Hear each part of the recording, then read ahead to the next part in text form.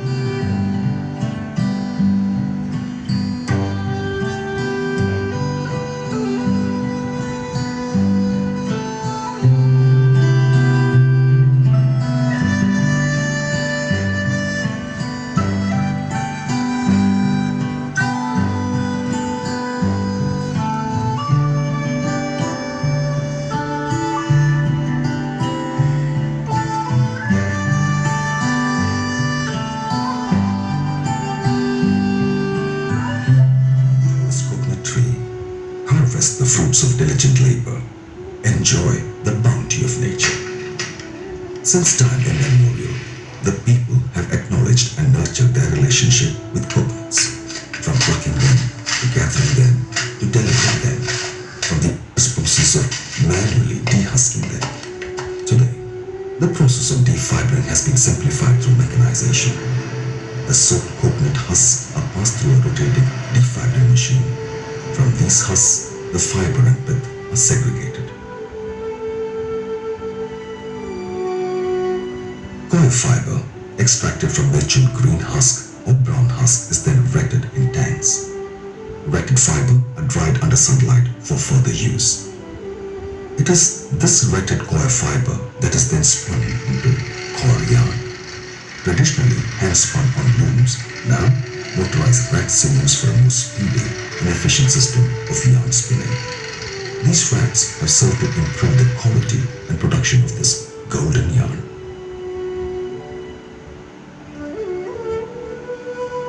Coir pith, after long years of R&D, has invented technology for bioconversion of coir pith into coir pith organic manure, which is yet another indigenous coir product.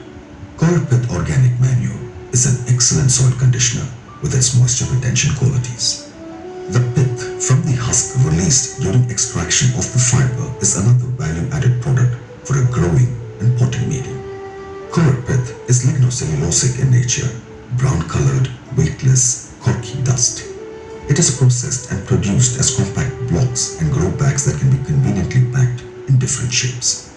Coir pith has readily available nutrients like nitrogen, phosphorus, and potassium suitable for plant growth.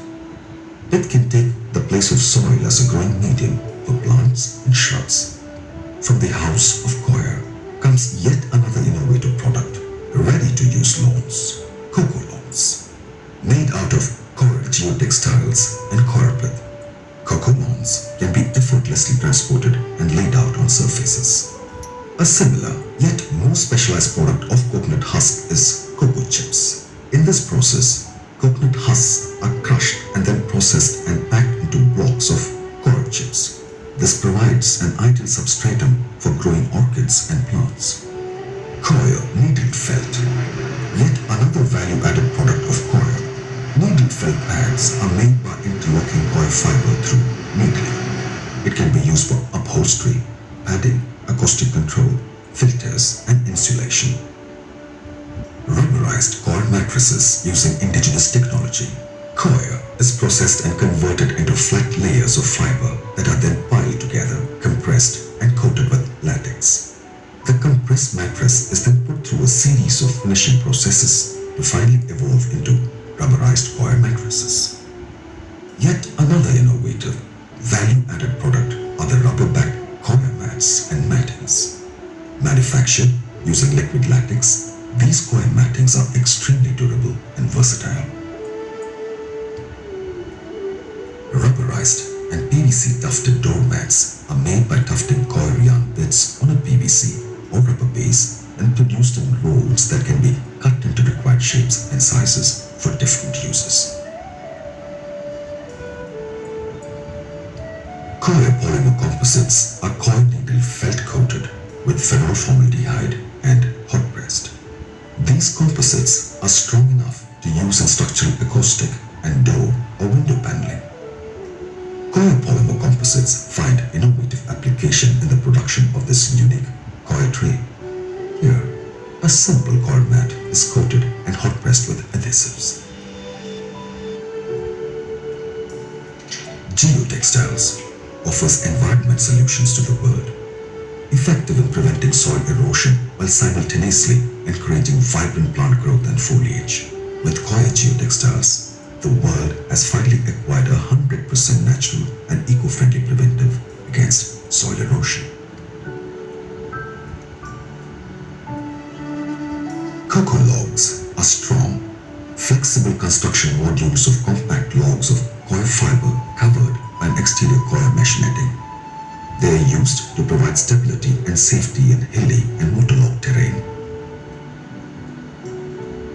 Coir realizes its full potential in its exotic handicraft industry. These unique handicrafts from Koya are fascinating.